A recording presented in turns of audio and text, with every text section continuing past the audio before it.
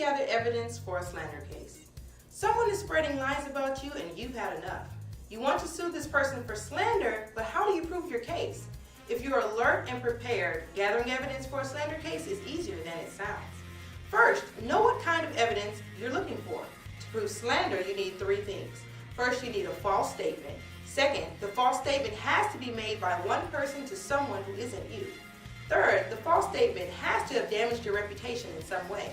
It can be your personal reputation or your business reputation. It doesn't matter, as long as the false statement is what hurt it.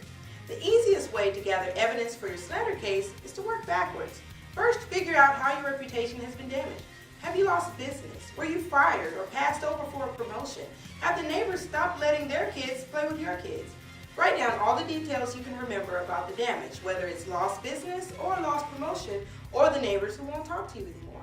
Then write down all the details you can remember that show how the false statement led to the damage in your business or your personal life. While you're doing this, you're probably going to start thinking of people and situations that let you know your reputation was down. Write down all the names and dates you can remember, along with what people actually said. If you remember the exact words, that's great, but if not, try to capture the gist of the words or the actions. Did people suddenly stop speaking to you or start snickering whenever you walked in the room? Did someone say they couldn't trust you anymore or that they wouldn't do business with you? Write down everything you remember, but don't make up details. It's okay not to remember perfectly. Once you have your list, it's time to start digging.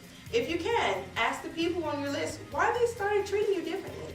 Ask what happened that made them stop trusting you or stop doing business with you or refuse to give you a promotion.